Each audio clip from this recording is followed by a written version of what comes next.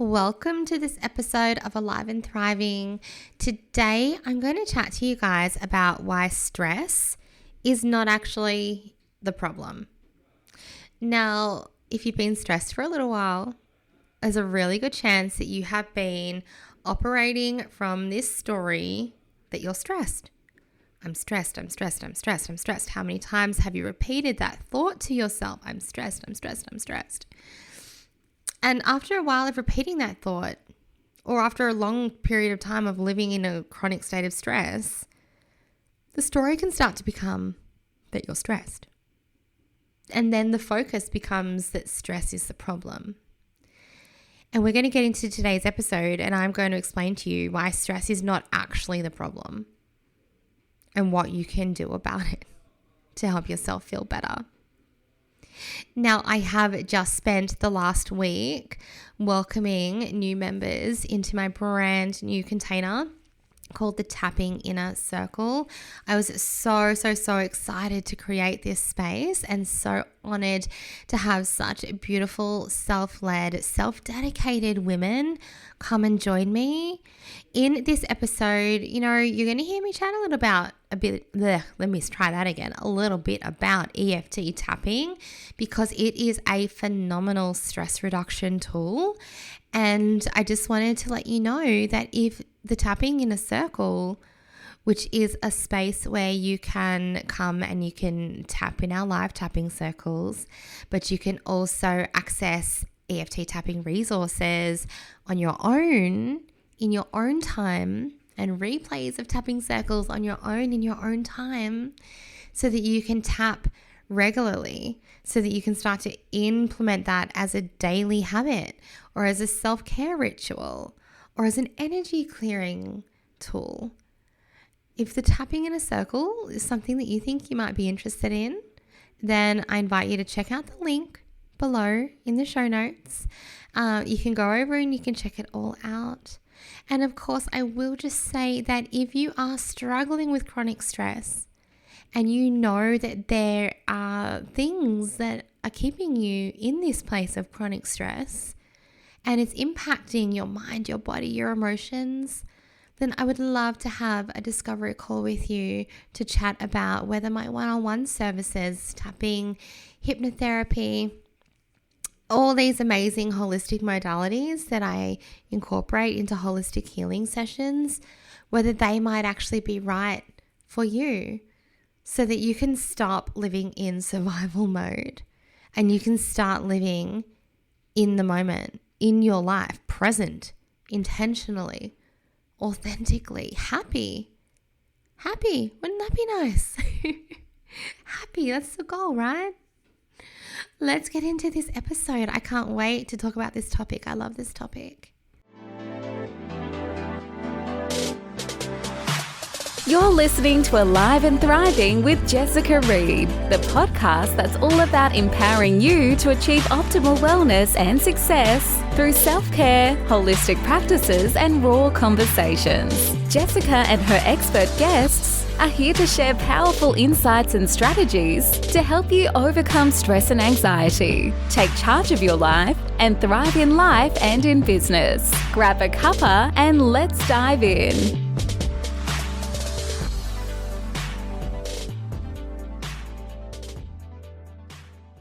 So how do you feel when I say that stress is not actually the problem? You may be at a place where you've become quite self-aware. Maybe you've been doing a little bit of the inner work. Maybe you've been starting to do some counseling or some alternative therapies, and you are sort of diving into what's going on for you. And so you might be going, okay, no, I can see that stress isn't the problem.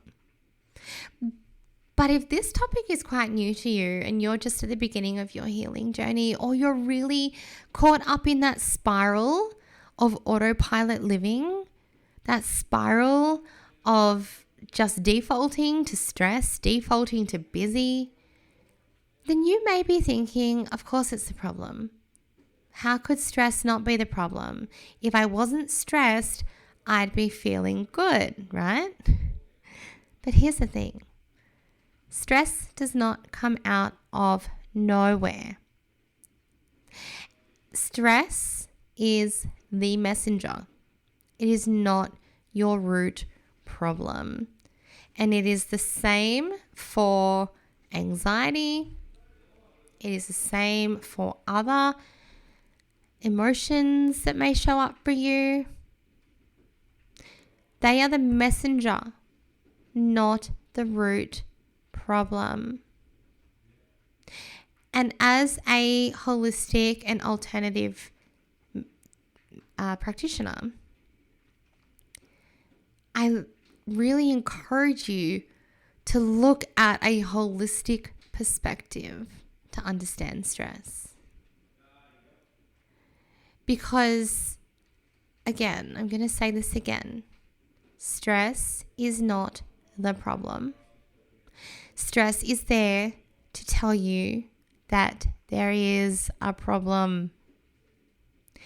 So the purpose, let's talk for a moment about the purpose of our stress response. You know, it's so easy to get caught up, as I said before, in living in this day-to-day autopilot living that we can kind of forget that, you know, the stress response actually has a purpose. It is there to keep us alive. But the thing with the stress response, it is supposed to have a clear ending and a clear beginning.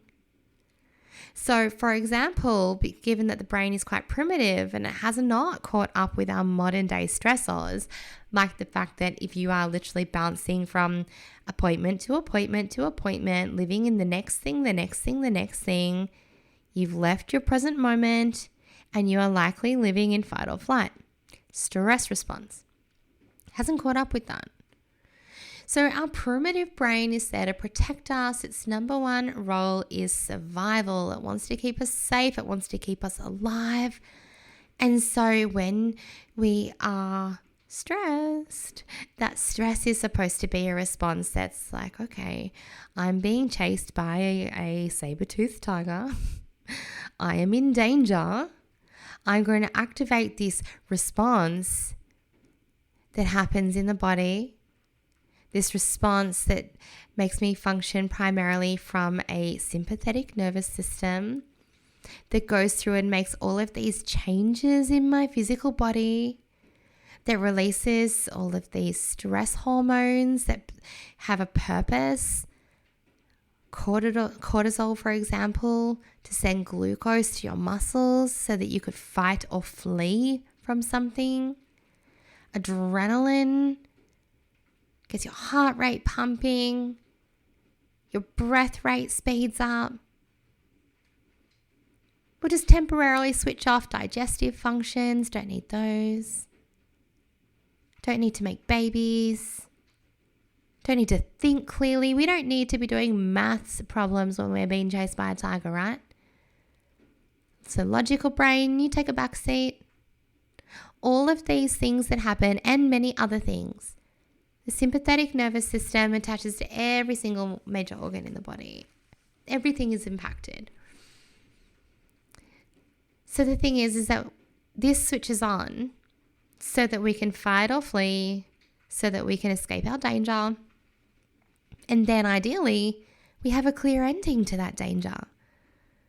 The fight or flight response can then switch off. We can switch back to our parasympathetic nervous system, which we also can call our rest and digest nervous system. And we can get back to normal everyday function, right? So in this modern day world where we're always busy, perhaps we've got a lot of emotional stress, perhaps we are worried about our businesses, worried about our children, perhaps we're worried about money, perhaps we are actually doing really well in all those areas of our life, but our thoughts are not very kind. And you know what? If you are thinking of joining the Tapping Inner Circle, or you have just joined me in the Tapping Inner Circle, go to the replay of 21st of June's Tapping Circle, where we talk about making friends with your inner mean girl, because we are literally tapping on these unkind thoughts. That's just a side note. Now, if something like your thoughts, which are constant and for so many people on autopilot, can keep you stressed, then what chance do you have without this conscious awareness and this conscious choice to come out of your stress response and do things that help you to teach your nervous system that it's safe, such as tapping? You know, I love tapping. There are obviously many other things that you can do. What chance do we have of coming out of our stress response?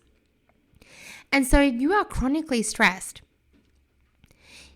If you are chronically living in this place of stress and it's become your default way of living, and you know, here's a couple of things that you can do to test if you perhaps potentially are living from a place of stress, operating from a place of stress every day.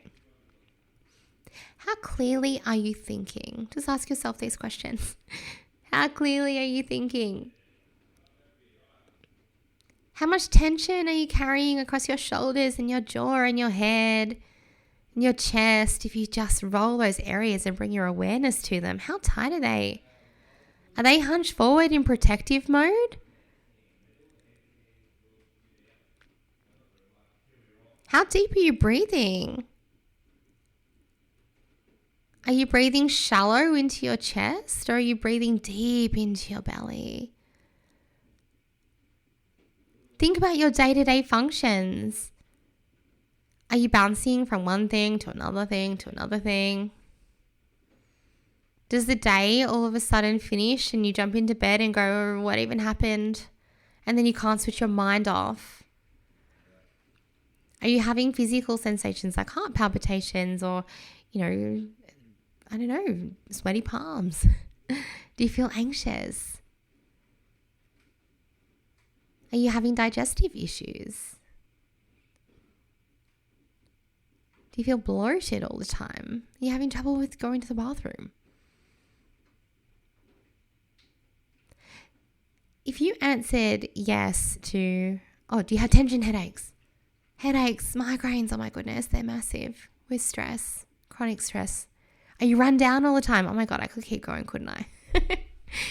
Are you run down all the time? Do you feel like you're always catching everything? If you answered yes to 1 or 2 or 3 or all of those questions, obviously this is not a medical diagnostic tool, so please seek, medical guidance if you are having things like regular headaches, heart palpitations, digestive issues. I can recommend you to a beautiful naturopath. But here's the thing.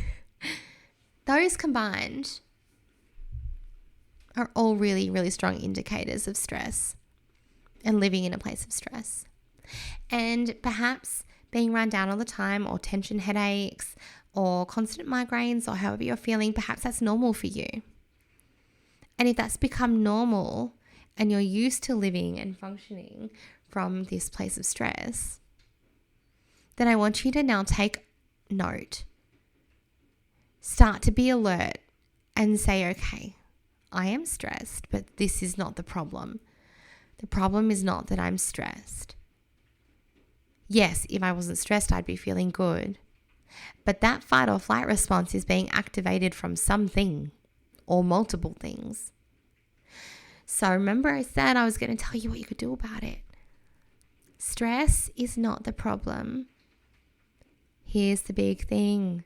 Stress is there to let you know that there is a problem. So your job is to get curious about the stress. Get curious. You might like to learn how to keep a stress management diary. That's something that I do with a lot of clients who are living in chronic stress.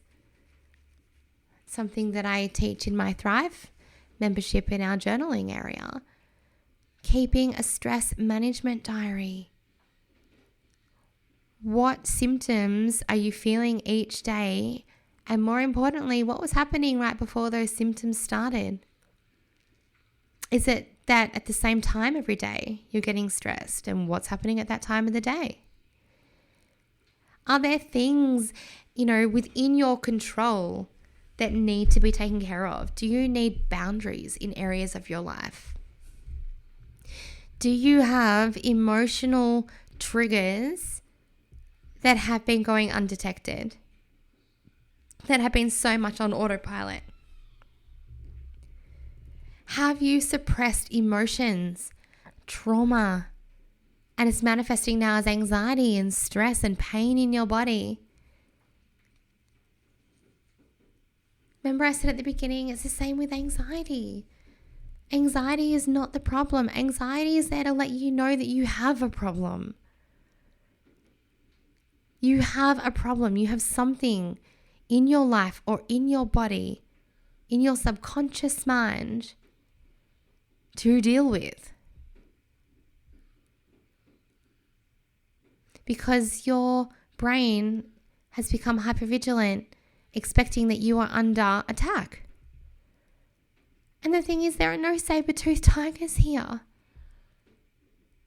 The chances that you are living day to day, and I know for some, there are some circumstances, but the chances for the majority of you listening to this podcast today that you are living day to day under attack is not that high. And so what is causing your stress? What is the cause? What is the root cause? Is it stemming from, and you might have a bit of an idea. You might be like, oh, work is stressing me out. Home's stressing me out. Money's stressing me out. Whatever it is that's stressing you out, you might have a bit of an idea. And if that's the case, then I invite you to get even more curious about that. What is it about it that's stressing you out? What is it that has made your brain believe? Because when you are stressed, you have gotten to the point where you believe that you have reached your capacity to cope. It's the difference between stress and overwhelm. If you are stressed, you've reached your capacity to cope. So I would be digging into, what is it about this that makes me believe that I've reached my capacity to cope? And then I would start using EFT. I would start tapping. And I would start tapping on those things that are making you feel overwhelmed. Now, I said there's a difference between stress and overwhelm. When you are overwhelmed, it means that you believe there is nothing that can be done about it. There's no way to change it. It is how it is. You're trapped. You're stuck. So what is making you feel overwhelmed? What is making you believe that you've reached your capacity to cope? Is your mental load too big? Are there stories behind it? Stories, and I literally had this conversation today with a client about time. Stories about not having enough time. And that pressure that puts on you from that story. What is it behind it? And I would be tapping about that. And if you don't know how to tap, then I highly, highly recommend either go and download my free Learn to Tap video or come and join me in the Tapping Inner Circle so you can tap regularly, so you can access resources that you can tap along to. You can learn how to tap with your own words. But I would definitely be tapping about the emotional blocks, the limiting beliefs, the past traumas that are contributing to chronic stress, and the stories that are on repeat, the autopilot thinking that is on repeat. I'd be tapping about all of that. So I hope what you've gotten out of today, if you are feeling stressed, you're going through a period of stress, or maybe stress has become your default way of living. And it's okay, by the way, have some self-compassion if that's the case. I hope what you've taken out of today, that the fact that you are stressed is not your problem. Stress is there to tell you that there is a problem. And so however you choose to do that, whether you choose to do that on your own, getting curious with your own self-healing tools, whether you choose to do that through a self-discovery journey in my inner circle, or whether you choose to do that with one-on-one alternative therapies, I'd be getting curious about that problem or problems. because there will be things that you can do about it. Because so often, so often, it is your perception of the problem that is what is keeping you stressed, that is what is keeping you stuck, not the problem itself. There's some hard truths for us today. Thank you so much for joining me on this episode. I look forward to seeing you guys next week. And until then, look after yourselves, practice regular self-care, and reach out to me on Instagram if you need anything at all. Wow, what a journey it's been today. We are so grateful for each and every one of you who tuned in to Alive and Thriving. If you enjoyed this episode and want to help us keep growing, please consider subscribing and leaving a review on your favourite platform. It's a simple but powerful way to support a small business like ours to continue to make an impact.